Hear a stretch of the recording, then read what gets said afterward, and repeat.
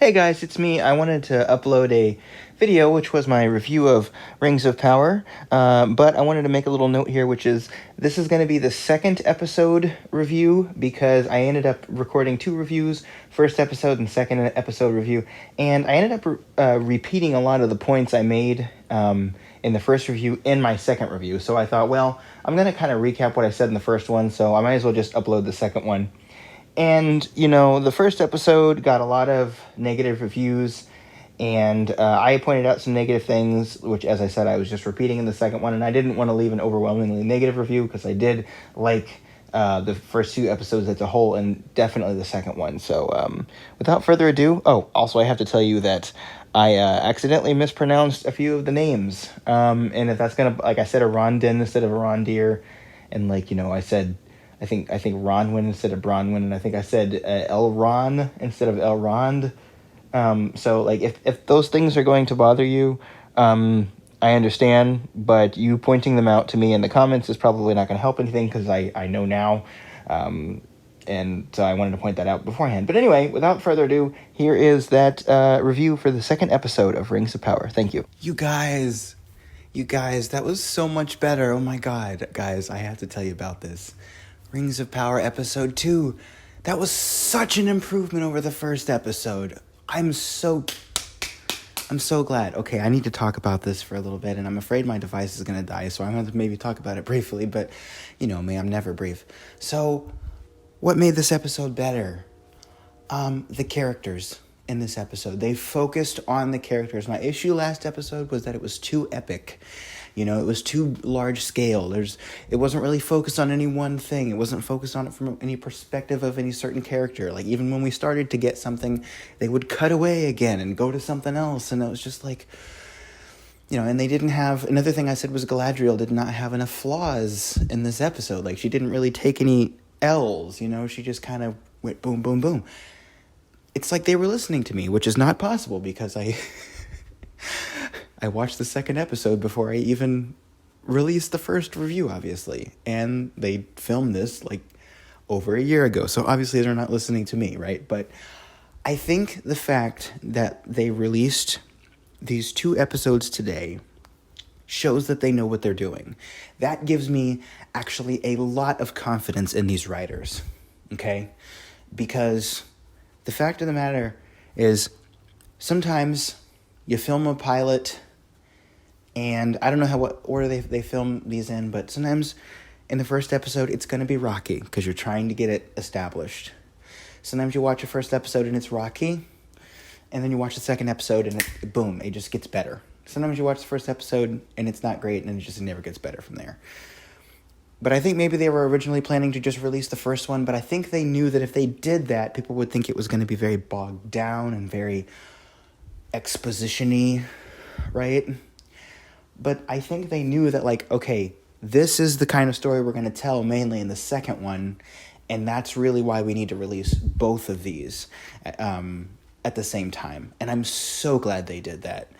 I almost kind of wish they could have, really shortened the first episode, actually, because now that I'm watching the second one, I'm like, well, I wish most of my time would have been that episode.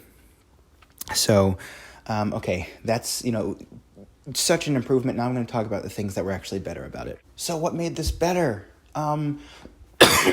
You're getting to know the characters. So who have we got? We've got the story with Nori, right? We've got the story with Elrond and Doran, right? And then we got Ronwin and... Oh, I was going to remember the other guy's name.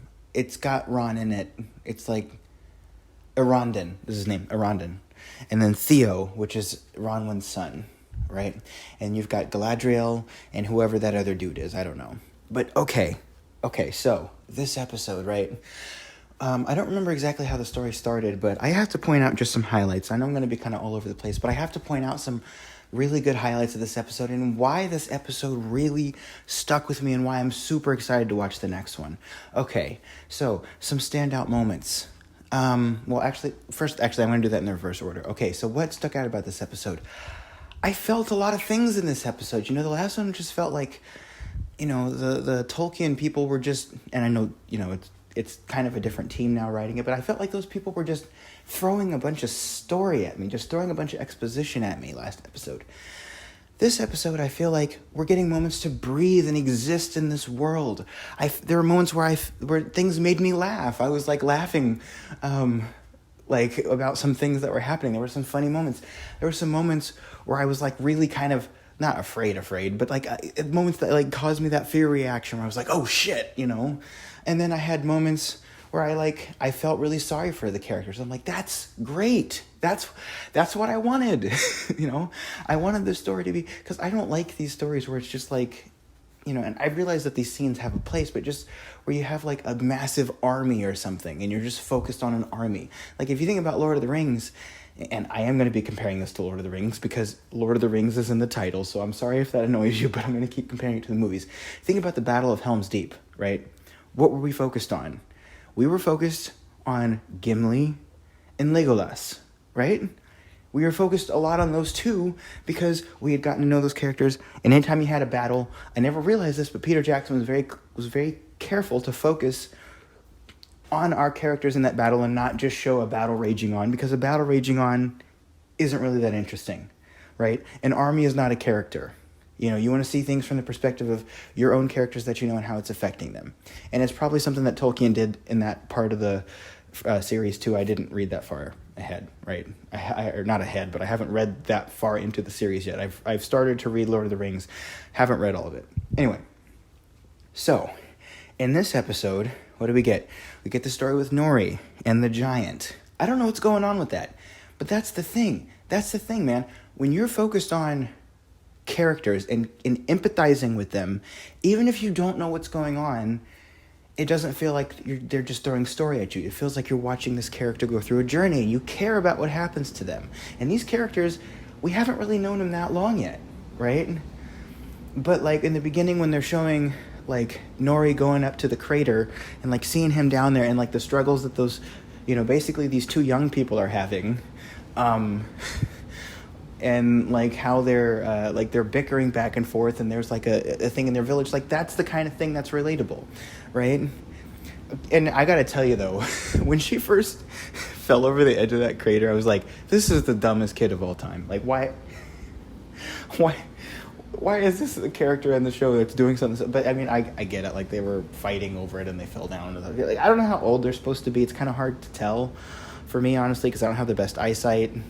And but I don't really know how young those characters are supposed to be. But I get the sense that they are like, if they're basically probably adolescents, And so, she goes and she finds this giant with her friend who's, I'm sorry, I don't remember her friend's name. But like, she's trying to figure out what's going on and figuring out how to communicate.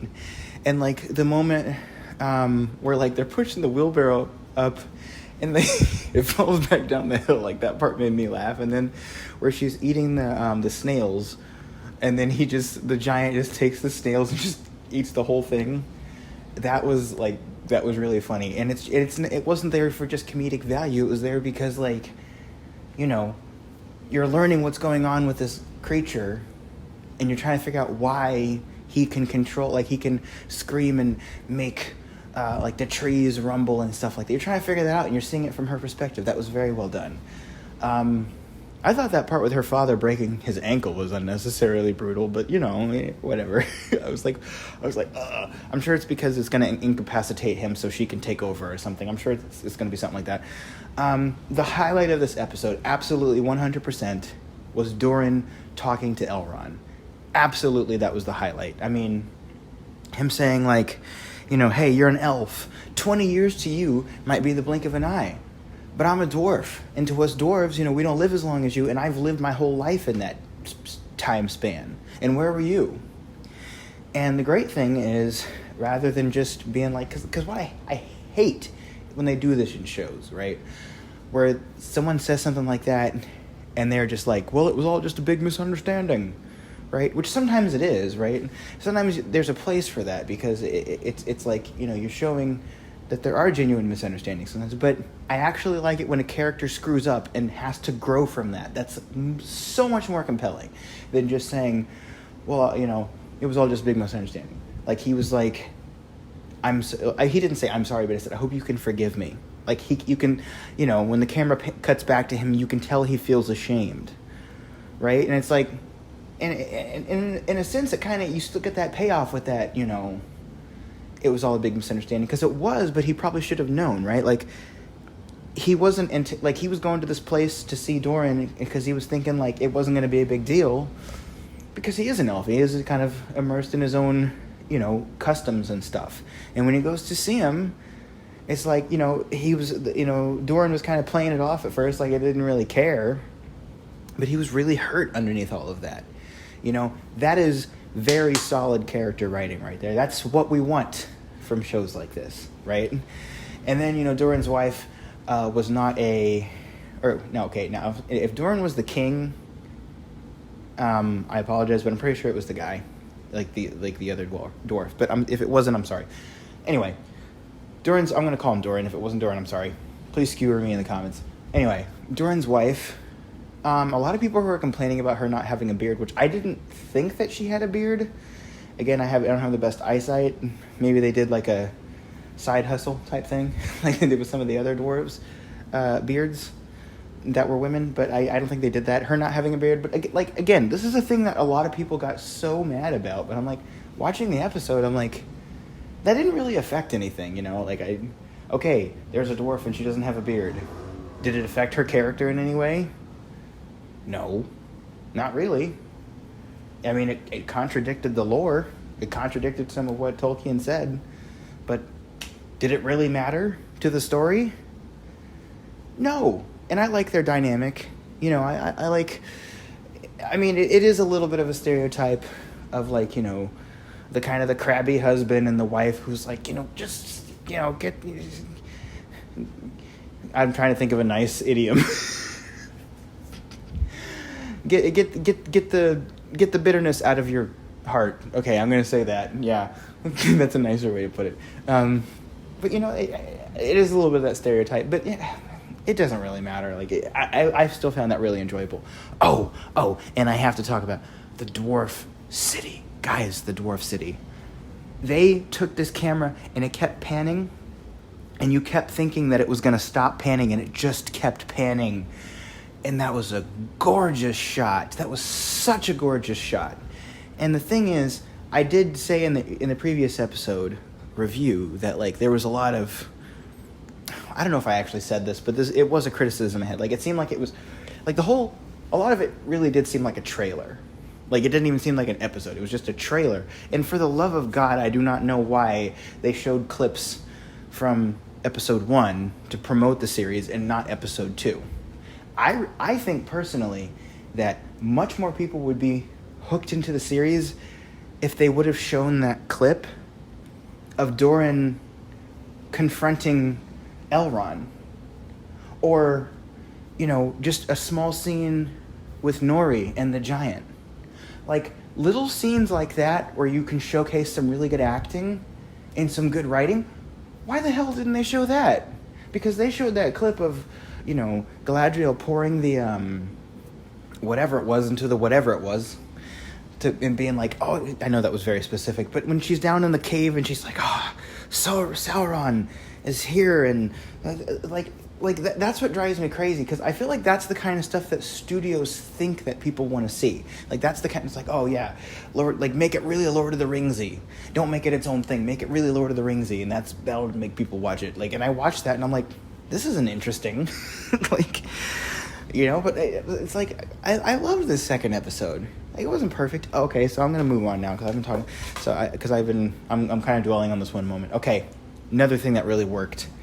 That moment with the orc, where they're, when you're going through the tunnels and you're trying to see, like, oh, what's going on, and, like, in the beginning when Theo's talking about those rats, part of me was like, okay, it's probably just rats. But I think in the back of my mind, I was like, ain't no way in hell those are just rats. There's got to be something under those floorboards that is not rats, that is making all that noise. Or maybe it was just that something was disturbing the rats. Which I think, now that I actually think about it, I think that's what they were going for. Not that the orcs were making that noise, but that the rats were really, or it was mice actually, that the mice were irritated and agitated because they've had those orcs down there, right? And, like, the orcs were always scary in Lord of the Rings, but this was like a horror movie when it was just one. You know, it was like you're in a cabin and there's a thing coming up through the floorboards and the orcs like, whoo, you know, come. That was so good. Like, I'm so happy they did it that way. Like, making one orc really scary, like kind of taking back the because orcs honestly have kind of become a meme, you know. And in The Hobbit, they really did the orcs dirty because they did a lot of CGI and they looked less real than they did in Lord of the Rings, which was, I did not like that. And they they kind of made the orcs like less disgusting in the Hobbit series. And I'm so glad they took the orcs back. That was such a good moment. And I finally have to talk about this too. I talked about Galadriel not having really any L's, like not taking a major L in the episode, which I think she needed to do. I just talked about her, you know, not getting knocked down, really. She got saved in this episode by her friend.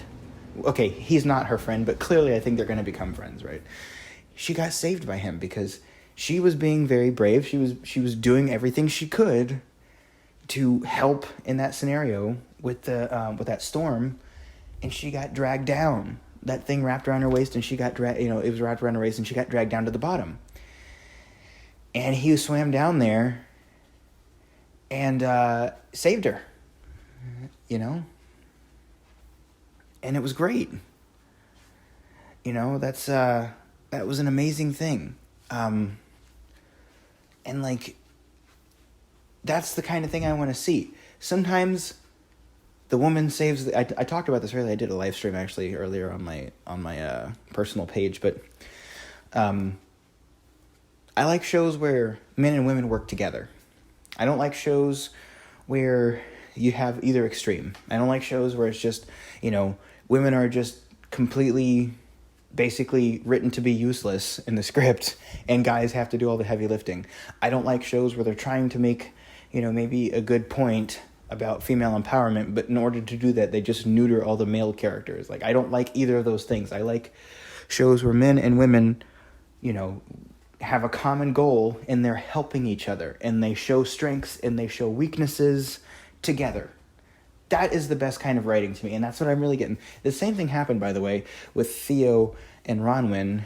I apologize if that's not her name. I'm pretty sure that's her name.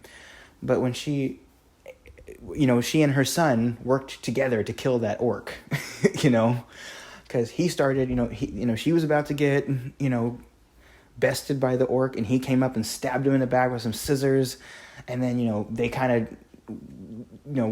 altered back and forth between getting their asses kicked by the orc, and then he wrapped the noose around the orc and then pulled it up to the ceiling, and then, the orc fell, and then when the orc was distracted, she came and just finished it, That was great, It is kind of funny with her bringing the head of the orc back, like, you believe me now, bitch?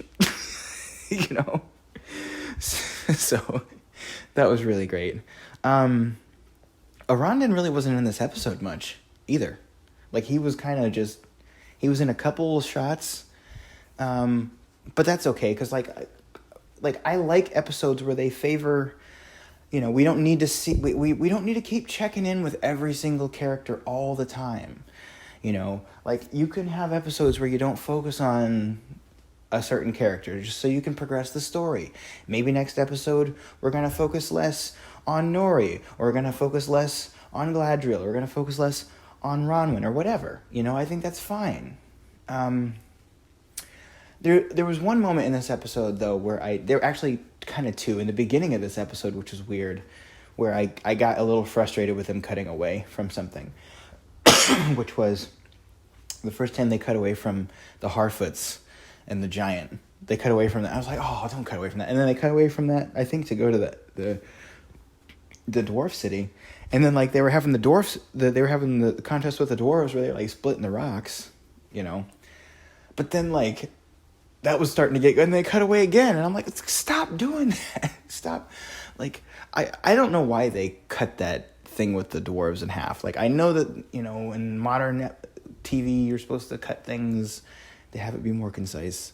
But it's just I would have much rather preferred them actually stay on that thing with the elves, or with that thing with the dwarves, stay on that for quite a while until, start with the rock thing, then have him have the confrontation, and then maybe you can cut away and then go back to the dinner. But it felt like they were cutting a scene in half, because they didn't really finish the rock fight. Like, they cut out in the middle of the rock fight, which was weird, right? Like, why wouldn't you finish the rock fight and then cut away from it? So it's like the end of a scene. I guess that's one of the things that moderately drives me absolutely mad. Bonkers? I don't know if that's the right word. Drives me absolutely mad in modern TV shows is cutting in the middle of a scene. Like, cutting in the middle of the action. To be like, well, now you're going to see what happens.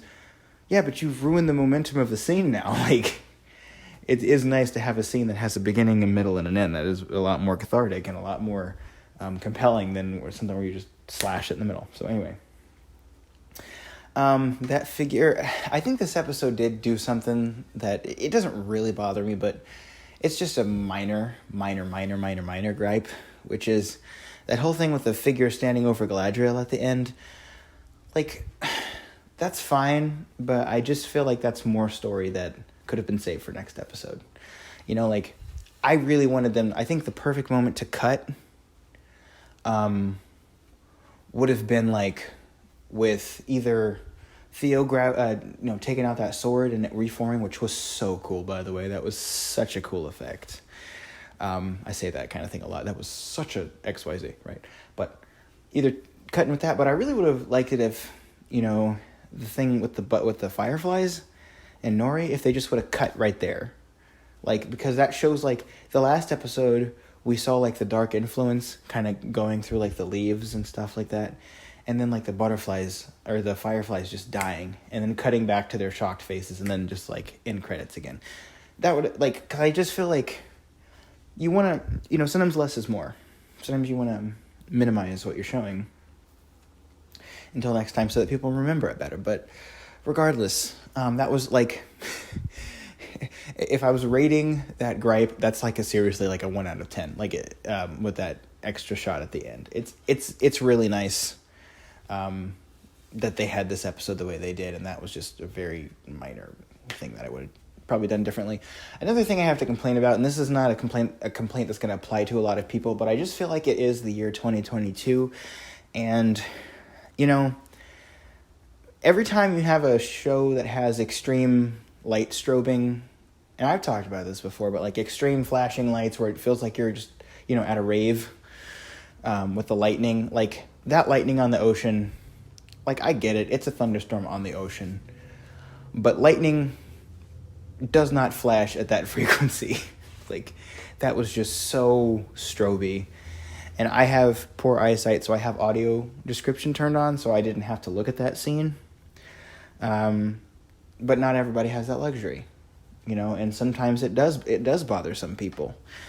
Fortunately, I'm not a person who has seizures, but I do find flashing lights to be irritating, I to look at. So I don't enjoy seeing that. So I looked away at, during that scene.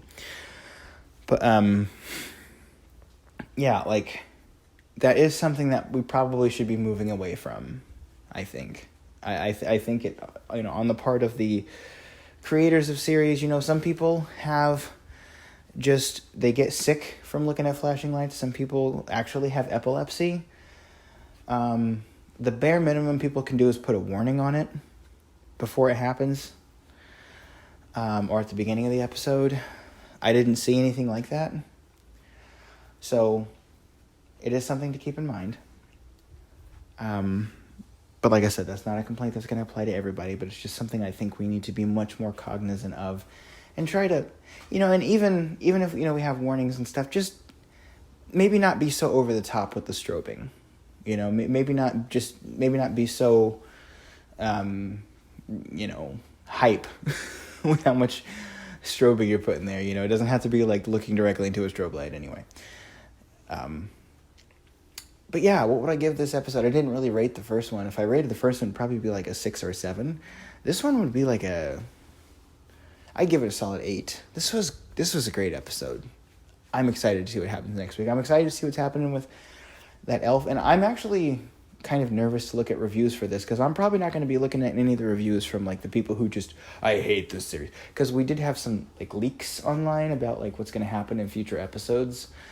So there are people who know spoilers already, and so I'm probably not going to be looking those up, or trying to, well, obviously I'm not going to be looking them up. I'm going to be trying to avoid, reviews that have that in there. But yeah, like I'm honestly kind of like sad that I have to wait a week now. As much as I talked up like being able to watch, one episode a week and still be caught up, as much as I talked that up before and have complained about studios that don't release weekly episodes, I mean, they kind of did this with Kenobi, where they release an episode like maybe once every 4 days or something, and I think that's fine too. I don't think that it necessarily has to be a whole week, but just spacing them out.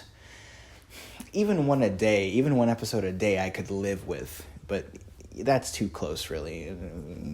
I think at a minimum it should be an episode like every 2 or 3 days, maybe. But I don't mind weekly episodes. I don't mind it at all. I'm just like, I'm sad that I don't get to watch the next one right away. But I mean, like, that's a good thing, right? That's a good thing. Like, when you want to see the next episode right away, that means it's a good show, right? That means that they're keeping you hooked. Because in this episode too, I didn't mention this, but they never mentioned the proposal. I don't think maybe they did. Actually, you know what, they did, because I know, because they mentioned why they went to actually go see the elves. I don't really remember why they went to go see the elves, or the dwarves at this point. I don't remember why the elves went to go see the dwarves. Don't really remember. But I really, want to see how that proposal's going to go when they're talking to Doran's father, the king. Wait, is that his father? I don't remember. Yeah, guys, I like this show so much. Can't remember shit. It's only been 2 episodes, and I literally started this like 2 hours ago, so I can give myself a break on that. But I'm curious to see how that's gonna go. Yeah, and I'm hoping we're gonna get some dragons. I don't know if we're gonna get dragons or not. There were some statues of dragons, like some monuments of dragons. I'm sure everybody caught that, but they did have that. So does that mean we're gonna get dragons? Because this happened, this series, I believe, happened like far before The Hobbit, and we had a dragon in The Hobbit, right? So hopefully we'll get a dragon, because I really like dragons. Dragons are cool, especially dragons who speak, where are you, So yeah, I'm impressed by this. I'm impressed. I know I'm just gonna keep going on and on, but like, I'm trying to think if I missed anything. Any moments or anything. I don't really think I did. Yeah. Oh, the CGI on the everything was pretty good. I was trying to think of like narrowing it down to something, and I'm like, oh, I know what I forgot to mention. I know. I'm so glad I remembered this. The scene with the Leviathan. And that scene had so much tension when they're like, what? And they're like, the worm. And like, they pulled Galadriel up on the ship, and they're like, the worm. And I'm like, oh God, no, please, no. I was, because as soon as they said the worm, I was thinking of a Leviathan, because they're on the sea, obviously. And it's just like, they're afraid of something. I'm thinking it's probably a sea monster. And then so that was pretty cool. And then like when it started to attack, and like Galadriel was swimming away. I mean, I did have this moment where I was thinking, why is Galadriel outrunning a sea monster? She's a human. Like, she's not a human, she's an elf, but, we know what it's like when humans swim, right? Humans are not good swimmers compared to pretty much any other species that's made for the sea. So I was like, why is she out swimming a Leviathan? That's kind of crazy. But then I remembered, the Leviathan's probably attacking a ship and not just like individual people. If there's another ship around, like if it was just her and there was nothing else around, then I'm sure the Leviathan would attack her. But there was like a raft over there, and so that's why it went for the raft. So I think that's perfectly believable. Now, why the Leviathan didn't then turn around and capsize their own tiny raft, I don't know. But plot's gonna plot.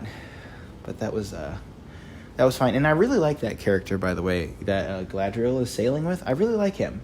I don't know his name yet. I'm sure they've said it a couple times, and I just don't remember. But I really like him. But, I mean, I did kind of have this feeling, too, and I know I keep going on and on, but it was weird because I still feel like, even though Galadriel got saved this episode by him, I still feel like they're not really... They're writing her a little bit too hypervigilant, It doesn't really seem like she's coming from a perspective of trying to work some things out or, trying to own personal accomplishment. She's just like, okay, I'm on this mission. And I thought this because I was thinking, okay, the way that these two are talking right now, it seems like he's the main character, right? Like he is... Sometimes in shows, and to some extent in this show, and I will admit this, even though I really like it, there are some times where they're much more willing to give the male characters flaws. So the ironic thing is they end up making the male characters more interesting than the female characters, even though they're trying to do exactly the opposite of that. They're trying to make the female characters more compelling by making them more strong and fierce, but it's just like, no, but the male characters are the ones who have the flaws that they're trying to work out, and people are going to relate to that more. So it has the opposite effect. So when the two of them were talking in that scene, I was like, wow, like in a movie from like the early 2000s, he would have been the main character, and she's the one who's really hardened, who has that hard exterior shell that is just there to kind of function in that moment, to give the main character more perspective because he has more flaws, right? But it's like, no, she's the main character and he's the one, and I'm just more interested in him, So that was interesting. But yeah, that's all I have to say. Despite that criticism, very small criticism, because again, like, it does seem like they're reaching more of an understanding. It does no longer seem like they're going to just keep doing that forever. It does seem that she's going to learn from him and he's going to learn from her, and they're going to help each other. So that criticism might not even apply. So, Rings of Power, Episode 2. Thank you, Amazon, for making a much better episode. That was good. Well done. Well done, Amazon. On to Episode 3, whenever it comes out, which will be a week from now. So, whenever I post this, I don't know when that'll be. So, talk to you guys later. Leave your thoughts below, and thank you.